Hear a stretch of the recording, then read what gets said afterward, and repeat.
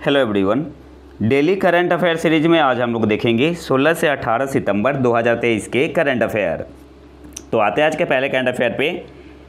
हैदराबाद के एक स्टार्टअप ने सशस्त्र बलों के लिए एक मानव रहित निर्देशित वाहन यूजीवी विकसित किया है। उस स्टार्टअप कंपनी का नाम क्या है? आपके पास ऑप्शन है। Option A robot, option B है उल्लास, ऑप्शन सी है वन कनेक्शन, ऑप्शन डी है फॉक्समुला। सही आंसर यहाँ पे क्या होगा? ऑप्शन ए आपका यहाँ पे सही आंसर हो जाएगा, ए रोबोट। हैदराबाद के एक स्टार्टअप ने सशस्त्र बलों के लिए एक मानव रहित निर्देशित वाहन यूजीवी विकसित किया है। उस स्टार्टअप का नाम क्या है? तो ऑप्शन ए आपका यहाँ पे सही आंसर हो जाएगा, ए रोबोट। इसके अलावा आपको याद रखना है यूजीवी का मतलब क्या हुआ? Unmanned guided vehicle. आपसे एग्जाम में पूछ सकता है कि यूजीवी स्टैंड्स फॉर, तो आंसर क्या होगा? Unmanned guided vehicle. और इसका यूज क्या है?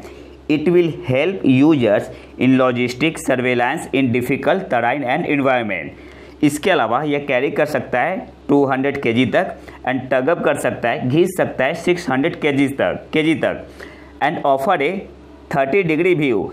तो आपसे एग्जाम में पूछ सकता है जो एरोबोट ने एक अनमैन गाइडेड व्हीकल विकसित किया है, इसकी कैपेसिटी क्या है? तो यह कैरी कर सकता है 200 kg तक, टगअप कर सकता है 600 kg and offer A 30 degree view. ठीक है, अगले क्वेश्चन पे आते हैं। किस राज्य सरकार ने राज्य द्वारा संचालित आवास योजना, जिसे पहले मुख्यमंत्री अंत्योदय आवास योजना के नाम से जाना जाता था, इसका नाम बदलकर मुख्यमंत्री लाडली बहना आवास योजना कर दिया है? आपके पास ऑप्शन है। ऑप्शन है उड़ीसा, ऑप्शन बी है बिहार, ऑप्शन सी है झारखंड, ऑप्शन डी है Madhya Pradesh. So the correct answer will be option D. आपका यहाँ पे सही आंसर हो जाएगा, मध्य प्रदेश। किस राज्य सरकार ने राज्य द्वारा संचालित आवास योजना, जिसे पहले मुख्यमंत्री अंत्योदय आवास योजना के नाम से जाना जाता था, इसका नाम बदलकर मुख्यमंत्री लाडली बहना आवास योजना कर दिया है? तो ऑप्शन डी आपका यहाँ पे सही आंसर हो जाएगा, मध्य प्रदेश ने। अगले क्वेश्चन पे आते हैं। किसने लद्दाख के न्योमा क्षेत्र में दुनिया का सबसे ऊंचा लड़ाकू हवाई क्षेत्र बनाने की योजना की घोषणा की है? आपके पास ऑप्शन है। ऑप्शन है एल&टी, ऑप्शन बी है बॉर्डर रोड ऑर्गेनाइजेशन, शॉर्ट में से क्या बोलते हैं? BRO, ऑप्शन सी है BEML, ऑप्शन डी है इंडियन आर्मी। सही आंसर क्या होगा? ऑप्शन बी आपका यहाँ पे सही आंसर हो जाएगा, बॉर्डर रोड ऑर्गेनाइजेशन, BRO ने। इसके अलावा आपसे क्वेश्चन में ऐसे भी पूछ सकता है कि न्योमा क्षेत्र कहाँ पे है? लद्दाख में। या आपसे ऐसे भी पूछ सकता है कि दुनिया का सबसे ऊंचा लड़ाकू हवाई क्षेत्र कहाँ बनाने की घोषणा हुई है? तो लद्दाख में। किसने कौन बना रहा है? तो आंसर क्या होगा? Border road organization, BRO। अगले क्वेश्चन पे आते हैं। कौन सा शहर किसानों के अधिकारों पर प्रथम वैश्विक संगोष्ठी फर्स्ट ग्लोबल सिंपोसियम ऑन फार्मर का मेजबान है? आपके पास ऑप्शन है। ऑप्शन ए नई दिल्ली, ऑप्शन बी है मुंबई, ऑप्शन सी है गुवाहाटी, ऑप्शन डी है उदयपुर। सही आंसर क्या होगा? ऑप्शन ए आपका यहाँ पे सही आंसर हो जाएगा, नई दिल्ली। कौन सा शहर किसानों के अधिकारों पर प्रथम वैश्विक संगोष्ठी, सिंपोसियम को क्या बोलते हैं हिंदी में? सम्मेलन या संगोष्ठी। तो सही आंसर यहाँ पे क्या होगा? ऑप्शन ए आपका यहाँ पे सही आंसर हो जाएगा, नई दिल्ली। और इसका उद्घाटन किसने किया? तो भारत के राष्ट्रपति श्रीमती द्रौपदी मुर्मू जी ने। कहाँ पे? नई दिल्ली में। इसके अलावा आपको याद रखना है इसको ऑर्गेनाइज किसके द्वारा किया गया था? By the secretariat of the international treaty on plant genetic resources for food and agriculture. ये किसका है? FAO का है, फूड एंड एग्रीकल्चर ऑर्गेनाइजेशन का है। और होस्ट किसके द्वारा किया गया था? Hosted by the union ministry of agriculture and farmer welfare. तो ये 2-3 पॉइंट आपको याद रखना है। अगले क्वेश्चन पे आते हैं। भारत सऊदी निवेश फोरम 2023 का आयोजन किस शहर में किया गया? आपके पास ऑप्शन है। ऑप्शन है दुबई, ऑप्शन बी है शारजहां, ऑप्शन सी है नई दिल्ली, ऑप्शन डी है पुणे। सही आंसर क्या होगा? ऑप्शन सी आपका यहाँ पे सही आंसर हो जाएगा, नई दिल्ली। भारत सऊदी निवेश फोरम 2023 का आयोजन किस शहर में किया गया? तो ऑप्शन सी आपका यहाँ पे सही आंसर हो जाएगा, नई दिल्ली में। और इसमें 45 से ज़्यादा MOU पे साइन हुए। अगले क्वेश्चन पे आते हैं। जल शक्ति मंत्रालय के जल संसाधन, नदी विकास और गंगा संरक्षण विभाग ने 14 से 15 सितंबर 2023 तक किस शहर में बांध सुरक्षा पर अंतर्राष्ट्रीय सम्मेलन का आयोजन किया है? आपके पास ऑप्शन है, ऑप्शन ए नई दिल्ली, ऑप्शन बी है जयपुर, ऑप्शन सी है गुवाहाटी, ऑप्शन डी है उदयपुर। सही आंसर यहाँ पे क्या होगा? ऑप्शन बी आपका यहाँ पे सही आंसर हो जाएगा, जयपुर। यह आपसे ऐसे भी क्वेश्चन पूछ सकता है कि बांध सुरक्षा पर अंतर्राष्ट्रीय सम्मेलन का आयोजन किस मंत्रालय ने किया? तो आंसर क्या होगा? जल शक्ति मंत्रालय ने। और आपको ICDS का फुल फॉर्म भी याद रखना है। ICDS का मतलब क्या हुआ? International conference on dam safety. तो इसको भी आपको याद रखना है, एग्जाम में पूछ सकता है। अगले क्वेश्चन पे आते हैं। कैंसर अनुसंधान को बढ़ावा देने के लिए किस संस्थान के वैज्ञानिकों ने फेफड़ों और गर्भाशय ग्रीवा के कैंसर कोशिकाओं का शीघ्र पता लगाने और उन्हें मारने की क्षमता के साथ कैंसर के इलाज के लिए एक नया दृष्टिकोण प्रस्तावित किया है? आपके पास ऑप्शन है, ऑप्शन है IISc, ऑप्शन बी है IIT गुवाहाटी, ऑप्शन सी है IIT मद्रास, ऑप्शन डी है IIT खड़गपुर। सही आंसर क्या होगा? ऑप्शन ए आपका यहाँ पे सही आंसर हो जाएगा, IISc। कैंसर अनुसंधान को बढ़ावा देने के लिए किस संस्थान के वैज्ञानिकों ने फेफड़ों और गर्भाशय ग्रीवा के कैंसर कोशिकाओं का शीघ्र पता लगाने और उन्हें मारने की क्षमता के साथ कैंसर के इलाज के लिए एक नया दृष्टिकोण प्रस्तावित किया है? तो ऑप्शन ए आपका यहाँ पे सही आंसर होगा, IISc ने। अगले क्वेश्चन पे आते हैं। अच्छा, इसके अलावा एक इम्पॉर्टेंट पॉइंट है, एक स्टडी पब्लिश हुआ था in the biomedical central journal में मई 2022 में। इसने क्या एस्टिमेट किया था कि जो भारत का कैंसर केस है, India's cancer cases to touch 29.8 million, कब तक? 2025 तक। तो इस पॉइंट को आपको याद रखना है, पूछ सकता है एग्जाम में। अगले क्वेश्चन पे आते हैं।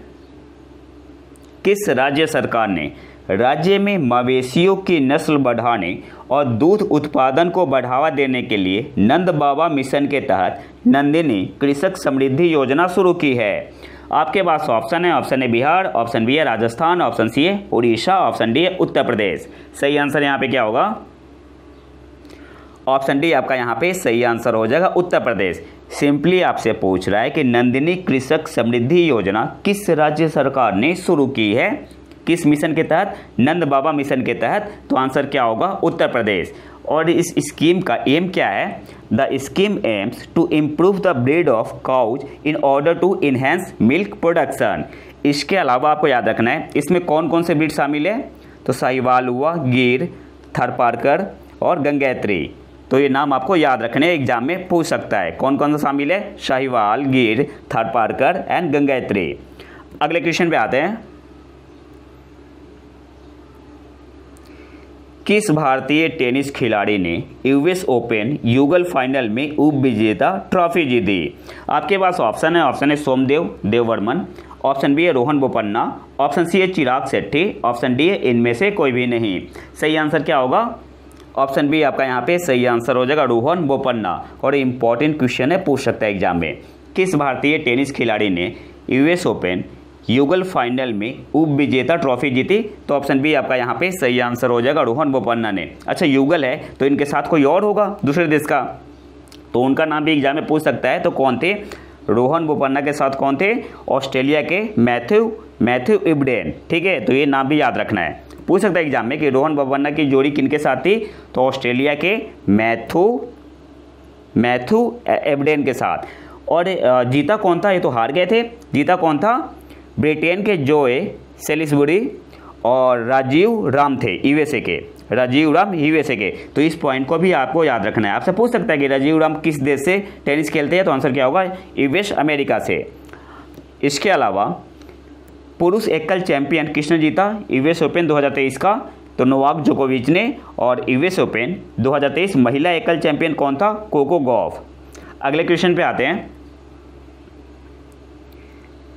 किस विभाग ने ग्रामीण FTTH ब्रॉडबैंड को बढ़ावा देने वाले ISPA के लिए मान्यता recognition scheme for ISP promoting rural FTTH broadband योजना शुरू की? आपके पास ऑप्शन है, ऑप्शन ए दूरसंचार विभाग, department of telecommunication, option B है डाक विभाग, ऑप्शन सी है व्यय विभाग, ऑप्शन डी है इनमें से कोई भी नहीं। सही आंसर क्या होगा? ऑप्शन ए आपका यहाँ पे सही आंसर हो जाएगा, दूरसंचार विभाग। इंग्लिश में क्या बोलते हैं? Department of telecommunication. किस विभाग ने ग्रामीण FTTH ब्रॉडबैंड को बढ़ावा देने वाले ISP के लिए मान्यता योजना शुरू की? तो ऑप्शन ए आपका यहाँ पे सही आंसर हो जाएगा, दूरसंचार विभाग, डिपार्टमेंट ऑफ टेलीकम्युनिकेशन ने। इसके अलावा आपको यहाँ पे क्या याद रखना है, सबसे पहले FTTH का मतलब क्या हुआ, फाइबर टू द होम। ठीक है, पूछ सकता है एग्जाम में, मैं इस पॉइंट को नोट कर लो आप। FTTH का मतलब क्या हुआ, फाइबर टू द होम। इसके अलावा ISP का मतलब क्या हुआ, इंटरनेट सर्विस प्रोवाइडर। तो ये 2 पॉइंट तो आप नोट कर लो। FTTH का मतलब क्या हुआ, fiber to the home. ISP का मतलब क्या हुआ, इंटरनेट सर्विस प्रोवाइडर। अब इस स्कीम पे कुछ की हाईलाइट देख लेते हैं। इस स्कीम के तहत under this scheme department of telecommunication has decided to recognize 9 ISP। इस स्कीम के तहत डिपार्टमेंट ऑफ टेलीकम्युनिकेशन दूरसंचार विभाग ने डिसाइड किया है रिकॉग्नाइज 9 इंटरनेट सर्विस प्रोवाइडर को, और हर एक को 3 कैटेगरी में बांटा गया है, कैटेगरी A, B और C। और इसमें क्या क्या है, कैटेगरी A में क्या है, in this category should achieve a minimum of 50,000 net addition in rural FTTH connection, मतलब fiber to the home connection. तो सिंपली आपको याद रखना, डाटा याद रख लो आप। कैटेगरी ए में क्या है, जो इंटरनेट सर्विस प्रोवाइडर है, इनको मिनिमम कितना अचीव करना है, टारगेट कितना है, 50,000 का है। कैटेगरी बी में कितना है, 10,000 का है। कैटेगरी सी में कितना है, 2,000 का है। तो एक की पॉइंट आपको याद रखना है। और जो first recognition would be for the period 1 April 2023 to 31 March 2024 है। जो पहला रिकॉग्निशन होगा कब से कब तक होगा, 1 अप्रैल 2023 से 31 मार्च 2024 तक। ठीक है, तो जो जो पॉइंट मैंने बताया है उससे आपको ध्यान रखना है, नोट कर ले। अगले क्वेश्चन पे आते हैं। कौन सा शहर business responsibility and sustainability reporting पर कार्यशाला का मेजबान है? आपके पास ऑप्शन है, option A Guwahati, option B है जयपुर, ऑप्शन सी है मुंबई, ऑप्शन डी है कोच्चि। सही आंसर क्या होगा, ऑप्शन सी आपका यहाँ पे सही आंसर हो जाएगा, मुंबई। कौन सा शहर business responsibility and sustainability reporting पर कार्यशाला का मेजबान है? तो ऑप्शन सी आपका यहाँ पे सही आंसर हो जाएगा, मुंबई। इसके अलावा आपको क्या याद रखना है, इस कार्यशाला को ऑर्गेनाइज किसके द्वारा किया गया था, Indian institute of corporate affair के द्वारा। Organized by Indian institute of corporate affair. IICA का मतलब क्या हुआ, Indian institute of corporate affair, याद रखना है। In collaboration with UNICEF and national stock exchange. Organize किया गया था किसके द्वारा, IICA के द्वारा, Indian institute of corporate affair in collaboration with UNICEF and national stock exchange. तो इस पॉइंट को भी आपको याद रखना है। और कहाँ पे किया गया था, तो मुंबई में। अगले क्वेश्चन पे आते हैं। उस परियोजना का नाम क्या है जो महिला एवं बाल विकास विभाग द्वारा शुरू की गई है, जिसने 2018 में अपनी स्थापना के बाद से यौन अपराधों और गंभीर लिंग आधारित हिंसा के लगभग 1400 पीड़ितों को कुल 10 करोड़ की अंतरिम वित्तीय सहायता प्रदान की है? आपके पास ऑप्शन है, ऑप्शन ए अश्वनिधि परियोजना, ऑप्शन बी है अभ्योदय परियोजना, ऑप्शन सी है करुणा परियोजना, ऑप्शन डी है इनमें से कोई भी नहीं। सही आंसर क्या होगा, ऑप्शन ए आपका यहाँ पे सही आंसर हो जाएगा, अश्वनिधि परियोजना। किस विभाग द्वारा शुरू की गई थी, महिला एवं बाल विकास विभाग द्वारा। तो ऐसे करंट अफेयर को पढ़ा जाता है। अगले क्वेश्चन पे आते हैं।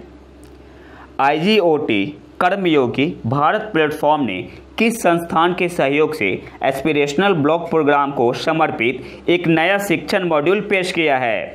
आपके पास ऑप्शन है, ऑप्शन है RBI, ऑप्शन बी है नीति आयोग, ऑप्शन सी है सिडबी, ऑप्शन डी है इनमें से कोई भी नहीं, नन ऑफ दी। तो सबसे पहले तो देख लेते हैं IGOT क्या है।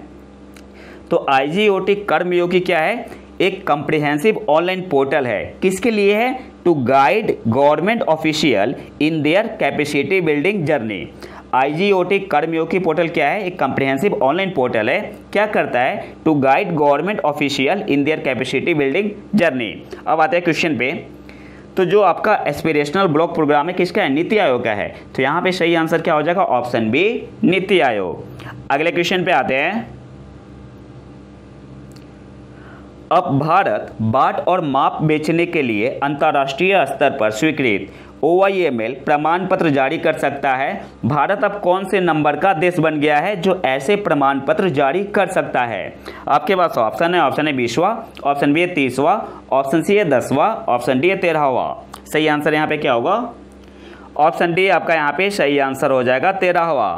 अब भारत बाट और माप बेचने के लिए अंतर्राष्ट्रीय स्तर पर स्वीकृत OIML प्रमाण पत्र जारी कर सकता है। भारत अब कौन से नंबर का देश बन गया है जो ऐसे प्रमाण पत्र जारी कर सकता है? तो ऑप्शन डी आपका यहाँ पे सही आंसर हो जाएगा 13वां।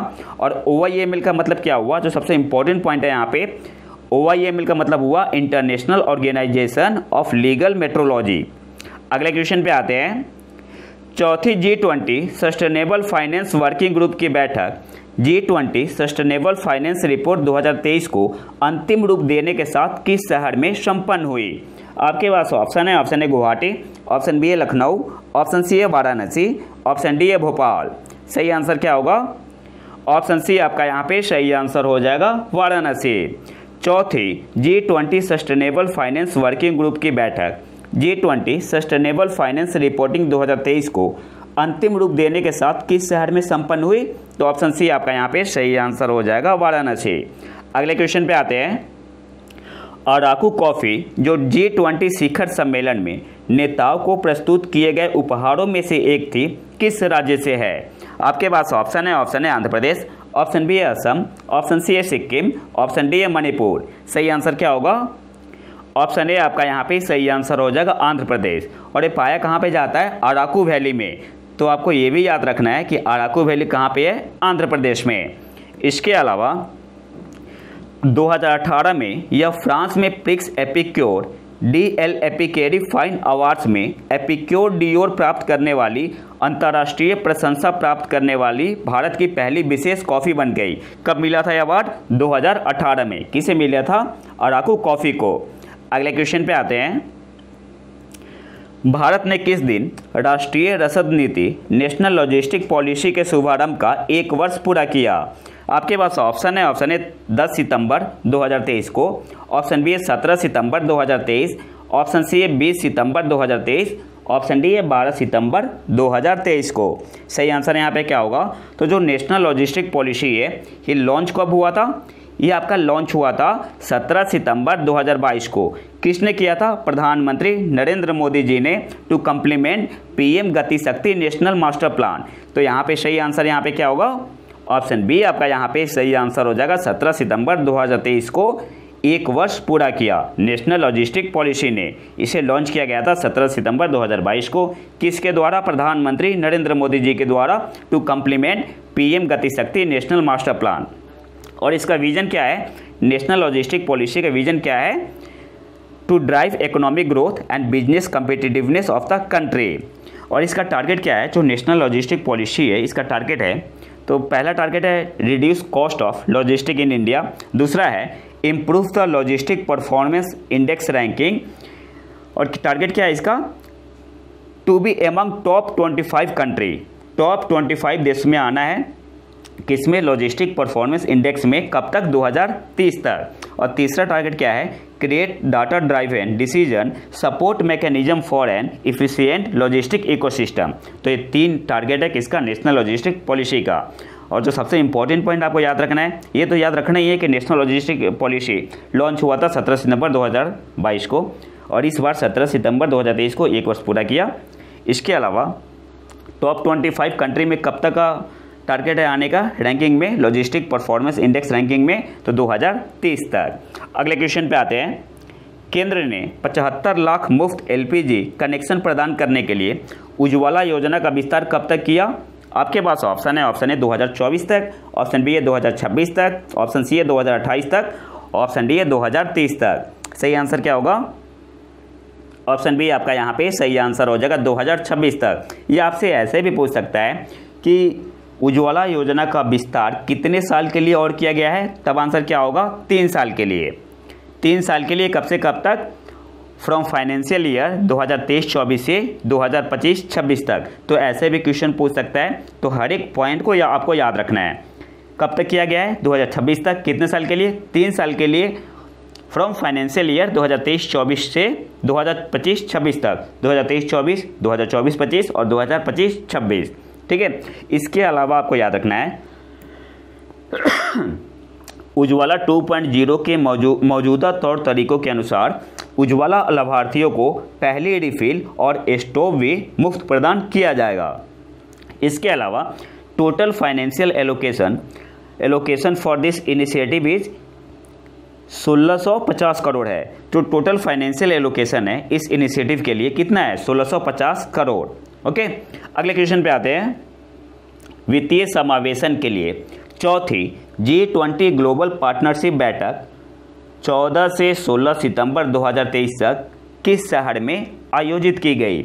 आपके पास ऑप्शन है, option A Bhopal, option B है गुवाहाटी, ऑप्शन सी है जयपुर, ऑप्शन डी है मुंबई। सही आंसर क्या होगा? ऑप्शन डी आपका यहाँ पे सही आंसर हो जाएगा, मुंबई।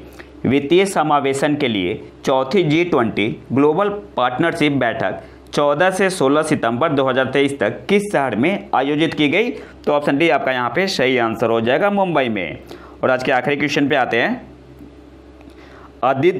आदित्य L1 ऑब्जर्वेटरी में स्पेसिफाइड निर्दिष्ट L1 क्या है? आपके पास ऑप्शन है, option A first sun moon Lagrangian point, option B है first sun earth Lagrangian point, option C है first moon earth Lagrangian point, option D कोई नहीं। सही आंसर क्या होगा? तो L1 का मतलब क्या हुआ? First sun earth Lagrangian point. Option B आपका यहाँ पे सही आंसर होगा। तो ये तो था हमारा आज का लेक्चर। अगर आपको इसका PDF चाहिए तो आप हमारे टेलीग्राम चैनल प्रतीक IQ को ज्वाइन कर सकते हैं। इसके अलावा टेलीग्राम ज्वाइन करने का फ़ायदा क्या है कि PDF तो मिलेगा ही मिलेगा, आप वहाँ पे करंट अफेयर का क्विज लगा सकते हैं। अभी जो RS प्री का एग्ज़ाम हुआ था, सारे क्वेश्चन टेलीग्राम चैनल से आए हुए थे।